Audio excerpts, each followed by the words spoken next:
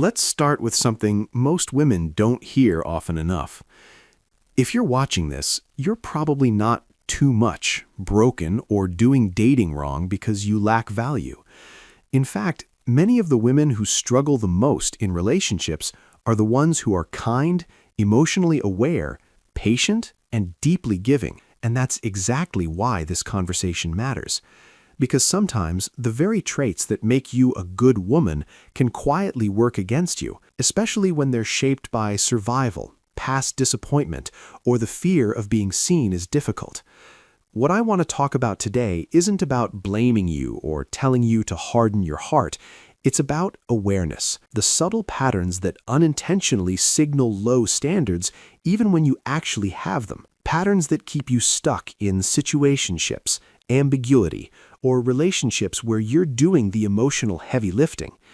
And if you've ever found yourself wondering why you keep attracting men who enjoy you but don't quite choose you, stay with me until the end. 1. You communicate without clarity and call it being chill. You don't want to rock the boat. You don't want to scare him off. So instead of asking real questions, you keep things light. You go with the flow. You silence the part of you that notices inconsistencies. You tell yourself, I'll see how it unfolds. But here's the truth most women were never taught. Men don't rise to vague expectations. They relax inside them. When you don't express what you want, what you expect, or what doesn't sit right with you, a man doesn't assume you're easygoing. He assumes you don't have boundaries he needs to respect. Silence doesn't make you mysterious. It makes your standards invisible. 2. You give access without requiring intention. You offer your time, your emotional availability, your loyalty, your softness, your presence, and you do it early, before you know where he stands, what he's capable of, or whether he's emotionally equipped to meet you. You hope that if you love him well enough, he'll eventually realize your worth and step up. But access that isn't earned is rarely protected. A man may enjoy what comes easily, but he doesn't feel compelled to rise for it. Standards aren't about withholding love. They're about protecting it until it's safe to give. 3. You stay when the energy shifts and call it patience. You feel it when something changes. The texts slow down. The effort becomes inconsistent. The warmth fades. And instead of pausing, you lean in harder. You explain more. You reach out more. You try to fix the distance. What that communicates, without a single word, is that your standards bend when you're emotionally invested. And once a man learns that your boundaries soften under pressure, he stops taking them seriously. Staying through confusion doesn't prove loyalty. It teaches someone how little consistency is required to keep you. 4. You avoid pressure conversations to seem low maintenance. You want to ask where things are going. You want to understand his intentions. You want clarity, but you're afraid of sounding needy, intense, or demanding, so you wait. You hope he'll bring it up. You convince yourself that time will reveal everything. Here's the hard truth. The right man isn't scared of clarity. He welcomes it. If clarity makes him pull away, that is the clarity. Avoiding real conversations doesn't keep a healthy connection alive. It keeps you in limbo. Here's what this all comes down to. The problem was never that you were too much. It's that you were taught to be cool instead of being clear. You were told patience would make you chosen, that flexibility would make you lovable, that low-maintenance energy would keep a man comfortable enough to stay. But comfort doesn't create commitment.